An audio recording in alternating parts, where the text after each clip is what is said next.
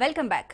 రెండో విడత పంచాయతీ ఎన్నికల పోలింగ్ అయితే కొనసాగుతుంది. ఉమ్మడి నల్గొండ జిల్లాలో 613 పంచాయతీలకు 71 గ్రామ పంచాయతీలు ఏకగ్రీవమయ్యాయి.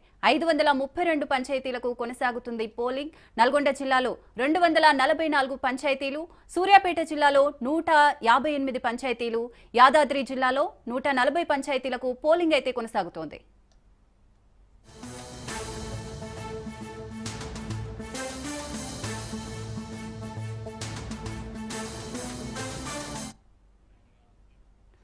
రైట్, ఇక పంచాయతీ ఎన్నికల పోలింగ్ కి సంబంధించి నల్గొండ జిల్లా నుంచి మా ప్రతినిధి పుల్లారావు రెడీగా ఉన్నారు. పుల్లారావు, పోలింగ్ ఎలా జరుగుతోంది? ఇప్పటి వరకు ఎంత శాతం పోలింగ్ నమోదైంది?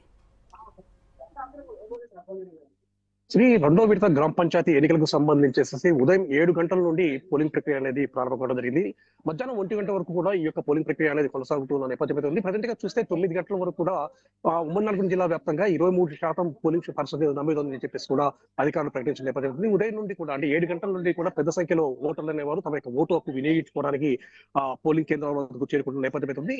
పోలింగ్ జరిగే ప్రదేశాల్లో ఎక్కడ కూడా ఎలాంటి అవాంఛనీయ ఘటనలు చోటు చేసుకోకుండా కూడా పటిష్టమైనటువంటి పోలీసు బందోబస్తును ఏర్పాటు చేసిన పరిస్థితి అయితే ఉందని చెప్పవచ్చు. ముఖ్యంగా మొదటి విడతకు సంబంధించేసి ఉమ్మడి నల్గొండ జిల్లాలో ఒక 3-4 ప్రదేశాల్లో కొన్ని ఘటనలు చోటు చేసుకున్న నేపథ్యంలో ఇప్పుడు మాత్రం పోలీసుకు సంబంధించేసి బందోబస్తు మాత్రం చాలా పటిష్టంగా చేశారని చెప్పవచ్చు.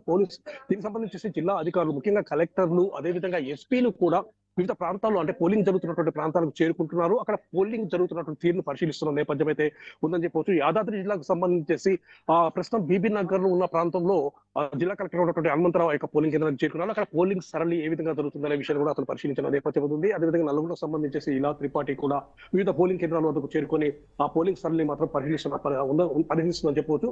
ముఖ్యంగా 3 ప్రదేశాల్లో గతంలో గొడవలు జరిగేసి అదేవిధంగా ఇరు పార్టీలు కాంగ్రెస్ అదేవిధంగా బీఆర్ఎస్ వర్గీయులు గొడవలు దిగేసి చాలా ఉద్రిక్తత నెలకొంటే కాకుండా ఒకరు మరణించిన పరిస్థితి నెలకొంది. సో ఇప్పుడు రెండో విడతకు సంబంధించి అలాంటి ఘటనలు అనేవి పునరావృతం కాకుండా ఉద్దేశంతో పటిష్టమైనటువంటి బందోబస్తు ఏర్పాటు చేయడంతో ప్రజెంట్ చూస్తే మాత్రము పోలింగ్ అనేది చాలా ప్రశాంతమైన వాతావరణంలో కొనసాగుతుందని చెప్పవచ్చు.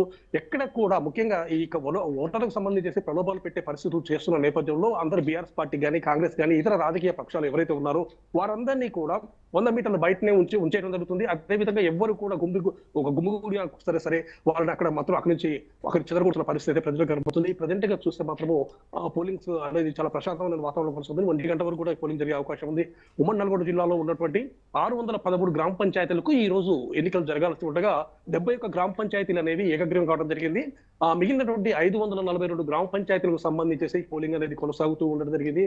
సో 1 గంట వరకు కూడా పోలింగ్ జరిగే అవకాశం ఉంది. ఒకవేళ అదే సమయంలో అంటే 1 గంట తర్వాత కూడా క్యూ లైన్ లో ఒకవేళ ఓటర్స్ అనేవారు నిలబడితే మాత్రం వాళ్ళకు కూడా ఓటు హక్కు వినియోగించుకునే అవకాశాన్ని ఎన్నికల అధికారులు అయితే కల్పించిన పరిస్థితి నెలకొంది. సో 1 గంట తర్వాత అంటే 2 గంటల వరకు లంచ్ బ్రేక్ ఇచ్చిన తర్వాత 2 గంటల తర్వాత ఈ యొక్క పోలింగ్ సంబంధించి అంటే కౌంటింగ్ ప్రక్రియ అనేది ప్రారంభం కానుందని చెప్పి మొదటగా వార్డు సభ్యులకు సంబంధించేసి కౌంటింగ్ చేస్తారు. ఆ తర్వాత వార్డు సభ్యులను అనౌన్స్ చేసిన తర్వాత అప్పుడు సర్పంచ్ కి సంబంధించినటువంటి కౌంటింగ్ ప్రక్రియ అనేది కొనసాగుతుంది. ప్రజెంట్గా చూస్తే మాత్రము ఉమ్మడి నల్గొండ జిల్లాలో ప్రశాంతమైనటువంటి వాతావరణంలో ఈ యొక్క ఎన్నికలు అనేవి కొనసాగుతున్నాయని చెప్పచ్చు. Right, thank you Pullarao.